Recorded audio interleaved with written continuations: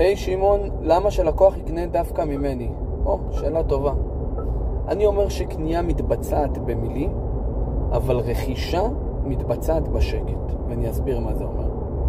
שלקוח בא אליכם ושוטח בפניכם את הלב שלו ואומר לכם, אני מת כבר להוריד 20-30 קילו, אני מת להוריד כבר במשקל, בעלי לא יכול להסתכל עליי.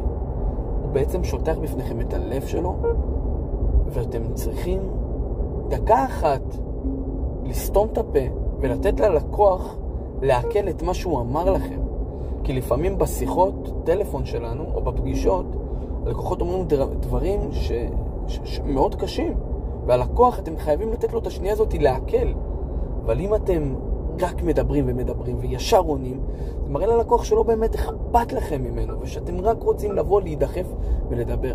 אבל שנייה רגע, תנו לו רגע להסביר, תנו לו רגע לבטא. תנסו להגיד לו, אבי, אתה אמרת פה דברים מאוד חשובים, אני באמת רוצה שנייה אחת לחשוב על הדברים שאמרת לי ולענות לך תשובה מדויקת. איך הוא יעריך אתכם? איך הוא יסתכל עליכם אחר כך? באיזה אופן מקצועי יגיד? אם יש מישהו שאני קונה ממנו, זה רק ממך. וזה רק אתה. למה? כי נתת לו את הזמן הזה להתבטא, נתת לו את הזמן הזה להקל, וזה מה שעושה את המחירה.